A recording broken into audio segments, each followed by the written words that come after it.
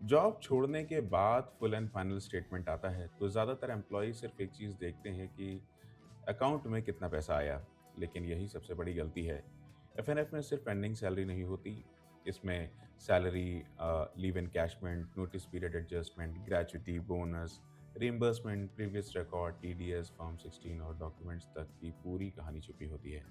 और अगर आपने ब्रेकअप चेक किए बिना एफएनएफ एक्सेप्ट कर लिया तो बाद में आपको पता चलेगा कि कहीं लीव एनकैशमेंट मिस हो गया, कहीं नोटिस रिकवरी ज़्यादा लग गई, कहीं ग्रेच्युटी नहीं मिली, कहीं पीएफ एक्सिट डेट अपडेट नहीं हुई और कहीं फॉर्म 16 में अमाउंट मैच नहीं कर रहा। इसलिए आज इस वीडियो में हम समझेंगे कि फुल एंड फाइनल सेटलमेंट में कौन-कौन सा पैसा मिल सकता है, कौन सी डिडक्शंस लग सकती हैं और एचआर से एग्जैक्ट क्या लिखित में मांगना है। सबसे पहले बेसिक समझो। फुल एंड फाइनल स्टेटमेंट का मतलब है कि एम्प्लॉय और कंपनी के बीच फाइनल फाइनेंशियल स्टेटमेंट, यानी आपने कंपनी में लास्ट वर्किंग डे तक जो काम किया है, जो सैलरी बनी, जो लीव बैलेंस था, जो रिकवरी या एडजस्टमेंट था, जो टैक्स डिडक्शन था और जो डॉक्यूमेंट्स पेंडिंग थे, उनका सबका फाइनल हिसाब। अब पॉइंट नंबर 1, पेंडिंग सैलरी। अगर आपने महीने के बीच में रिज़ाइन मार दिया, तो कंपनी आपको पूरे महीने की सैलरी नहीं देगी। आपको लास्ट वर्किंग डे तक की सैलरी मिलेगी। इसको एग्ज़ाम्पल से समझिए। अगर आपकी मंथली सैलरी 30,000 रुपए है और आपने 15 दिन काम किया, तो सैलरी प्रोपोर्शनेट बेसिस पर कैलकुलेट होगी। लेकिन यहाँ ध्यान रखना, कंपनी ने कैलेंडर डेज़ के लिए या वर्किंग डेज़ लिए, बेसिक सैलरी लिया है या ग्रॉस सैलरी। ये कैलकुलेशन आपके सैलरी स्ट्रक्चर और कंपनी पॉलिसी पर डिपेंड कर सकती है। इसलिए एफएनएफ स्टेटमेंट में पेंडिंग सैलरी की रो जरूर देखिए। Point number 2, notice period adjustment. ये सबसे बड़ा कंफ्यूजन पॉइंट है। अगर आपके ऑफर लेटर में 30 डेज नोटिस लिखा है और आपने 30 दिन सर्व किया, तो जनरली नोटिस रिकवरी नहीं लगनी चाहिए। लेकिन अगर आपने 30 डेज की जगह 15 दिन यानी 15 डेज नोटिस सर्व किया, तो कंपनी शॉर्टफॉल डेज की रिकवरी लगा सकती है। अब यहाँ पर गलती कहाँ होती है? कई बार एम्प्लॉय को लगता है कि उसने काम हैंडओवर कर दिया, इसलिए रिकवरी नहीं लगेगी, लेकिन कंपनी ऑफर लेटर की नोटिस क्लॉज देखती है। इसलिए एचआर से लिखित में पूछो, नोटिस पीरियड रिकवरी कितने दिन की लगी है और किस कैलकुलेशन पर लगी है। Point number 3, leave encashment. बहुत सारे एम्प्लॉयज ये पैसा मिस कर देते हैं। अगर आपकी अर्न लीव या पेड लीव बैलेंस में बची हुई है और कंपनी पॉलिसी या एप्लीकेबल रूल्स के हिसाब से एनकैशमेंट अलाउड है, तो पैसा एफएनएफ में ऐड हो सकता है। लेकिन हर लीव एनकैश नहीं होती। Casual leave, sick leave, earn leave, इनकी ट्रीटमेंट अलग अलग हो सकती है। इसलिए एफएनएफ स्टेटमेंट में लीव एनकैशमेंट की रो देखो। अगर रो मिसिंग है तो एचआर से पूछो, मेरा लीव बैलेंस कितना था और उनका एनकैशमेंट पेएबल है या नहीं। Point number 4, gratuity. ये बहुत इंपॉर्टेंट है। अगर आपने लॉन्ग टर्म सर्विस की है तो ग्रेच्युटी चेक करना मत भूलना। ग्रेच्युटी जनरली उन एम्प्लॉयज़ के लिए इंपॉर्टेंट होती है जिन्होंने किसी ऑर्गेनाइजेशन में एलिजिबल सर्विस कंप्लीट की हो।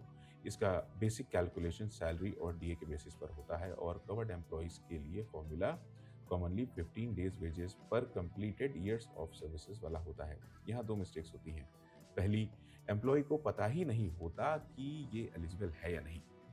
दूसरी, कंपनी एफएनएफ में ग्रेच्युटी को क्लियरली शो नहीं करती है। इसलिए अगर आपने करीब 5 साल या उससे ज़्यादा सर्विस की है या आपकी एलिजिबिलिटी बन सकती है, तो एफएनएफ में ग्रेच्युटी लाइन ज़रूर चेक करो। पॉइंट नंबर 5, बोनस और incentive. Sales, media, corporate, private job में बोनस और इंसेंटिव बड़ा ट्रैप होता है। कंपनी बोल सकती है कि पे आउट साइकिल अभी नहीं आई है। एम्प्लॉय बोलता है कि मैंने टारगेट कंप्लीट किया था, इसलिए वहाँ वर्बल बातों पर भरोसा मत करो। Offer letter, appraisal letter, incentive policy, mail approval और टारगेट शीट, ये सब चेक करो। अगर इंसेंटिव अर्न्ड है तो एचआर से रिटर्न कंफर्मेशन लो कि एफएनएफ में आएगा। अगर पे आउट में आएगा या पॉलिसी के हिसाब से नॉट पेएबल है। Point number 6, reimbursement. ये छोटा पॉइंट लगता है, लेकिन कई बार हज़ारों रुपए की चपत लग जाती है और पैसे अटक जाते हैं।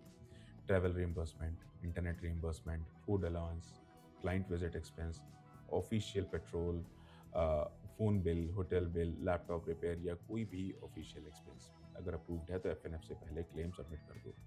बहुत लोग रिज़ाइन के बाद क्लेम सबमिट करना भूल जाते हैं। फिर कंपनी बोल देती है कि भैया क्लेम विंडो क्लोज हो गई है। इसलिए रेजिग्नेशन के तुरंत बाद रिइंबर्समेंट क्लेम की लिस्ट बना लो। पॉइंट नंबर 7, कंपनी डिडक्शंस, ये सबसे डेंजरस पॉइंट है। कंपनी डिडक्शंस कई जगह से लग सकती है। Notice period recovery, advance salary, company loan, laptop या asset pending, ID card, access card, data card, training bond या joining bonus recovery, excess leave adjustment, policy violation deductions. अब मैं ये नहीं कह रहा कि हर डिडक्शन गलत होता है, लेकिन हर डिडक्शन का रिटर्न ब्रेकअप होना चाहिए। अगर एफएनएफ स्टेटमेंट में सिर्फ डिडक्शन 25,000 लिखा है और रीजन नहीं लिखा, तो एचआर से पूछो डिडक्शन किस बेसिस पर काटा है, कितने दिनों का, किस पॉलिसी के अंडर काटा है, किस डॉक्यूमेंट के बेसिस पर काटा है, क्या एम्प्लॉय एक्नॉलेजमेंट है। ये सवाल पूछना बहुत ज़रूरी है। थोड़ा सा हिम्मत करो, एचआर के पास जाओ। पॉइंट नंबर 8, पीएफ, ईपीएस और यूएएन। यहाँ बहुत बड़ा कंफ्यूजन होता है। पीएफ का पैसा यूजुअली एफएनएफ में सैलरी की तरह डायरेक्टली कंपनी अकाउंट से नहीं आता। पीएफ आपके ईपीएफ अकाउंट में होता है, लेकिन कंपनी की रिस्पॉन्सिबिलिटी होती है कि कंट्रीब्यूशन सही जमा हो, लास्ट वर्किंग मंथ का पीएफ अपडेट हो और एग्जिट डेट सही अपडेट हो। अगर एग्जिट डेट अपडेट नहीं हुई तो बाद में पीएफ ट्रांसफर या विड्रॉल क्लेम में दिक्कत आ सकती है। इसलिए एफएनएफ के समय एचआर से ये जरूर पूछो कि लास्ट पीएफ कंट्रीब्यूशन कौन से मंथ तक का जमा हुआ है, एग्जिट डेट कब अपडेट होगी, यूएएन में एम्प्लॉयर एग्जिट दिख रहा है या नहीं, ईपीएस सर्विस रिकॉर्ड सही है या नहीं। पॉइंट नंबर 9, टीडीएस और form 16। FNF payment salary income का हिस्सा हो सकती है, इसलिए इस पर टीडीएस कट सकता है। कई एम्प्लॉयज़ को लगता है कि कंपनी ने पैसा काट लिया, लेकिन वो टैक्स डिडक्शन भी हो सकता है। इसलिए एफएनएफ अमाउंट को salary slip, form 16, AIS 26AS और बैंक क्रेडिट से मैच करना बहुत ज़रूरी है। अगर टैक्स डिडक्शन हुआ है तो फॉर्म 16 में रिफ्लेक्ट होना चाहिए, और अगर आप फाइनेंशियल ईयर के बीच में जॉब चेंज कर रहे हैं तो ओल्ड एम्प्लॉयर और न्यू एम्प्लॉयर की सैलरी डिटेल मिसमैच ना हो, ये भी ध्यान रखना होगा। Point number 10, documents. अब ये जो है पैसे वाला पॉइंट नहीं है, लेकिन करियर वाला पॉइंट है। Relieving letter, experience letter, final pay slip, FNF statement, form 16, PF exit date, no dues clarification, ये document future job, background verification, loan, visa, ITR और सैलरी प्रूफ में काम आते हैं। कई लोग पैसा लेकर डॉक्यूमेंट भूल जाते हैं, फिर 2 साल बाद एचआर को मेल करते हैं। इसलिए एफएनएफ के साथ डॉक्यूमेंट भी क्लोज करो। अब सवाल यह है कि एचआर से एग्जैक्ट क्या लिखकर मांगना है। एक सिंपल सा मेल भेज सकते हैं, मैं पढ़ के सुना रहा हूँ, इसको मैं डिस्क्रिप्शन में भी डाल दूंगा। Dear HR, kindly share my full and final statement breakup including pending salary, notice period adjustment, leave encashment, gratuity eligibility, bonus incentive if applicable, reimbursement, deduction, TDS, PF exit, date update, form 16, timeline, relieving letter and experience letter status। इस mail से आपका record बन सकता है। अब ज़रा एक quick checklist पर ध्यान देते हैं। पेंडिंग सैलरी चेक करो, नोटिस पीरियड रिकवरी चेक करो, लीव एनकैशमेंट चेक करो, ग्रेजुटी एलिजिबिलिटी चेक करो, बोनस इंसेंटिव चेक करो, रिएम्बर्समेंट चेक करो, कंपनी डिडक्शन का रिटर्न रीज़न लो, पीएफ एग्जिट डेट और कंट्रीब्यूशन चेक करो, टीडीएस और फॉर्म 16 चेक करो, रिलीविंग और एक्सपीरियंस लेटर लो, और सबसे इंपॉर्टेंट बात, एफएनएफ एक्सेप्ट करने से पहले टोटल अमाउंट नहीं, बैकअप चेक करो। क्योंकि सैलरी का पैसा एक बार मिस हुआ तो रिकवर करना नामुमकिन है, छींके आ जाती हैं गुरु। अगर आपको फुल एंड फाइनल चेकलिस्ट चाहिए तो कमेंट में एफएनएफ लिखो, मैं चेकलिस्ट रिप्लाई में भेज दूंगा। और अगर आप जॉब चेंज या रेजिग्नेशन प्लानिंग कर रहे हैं तो एफएनएफ स्टेटमेंट बिना पढ़े एक्सेप्ट मत करना। ये वीडियो अपने सभी नौकरी पेशा वाले दोस्तों को भेजो, बेरोजगारों को भेज सकते हो, कल को नौकरी लगेगी तो काम आएगी।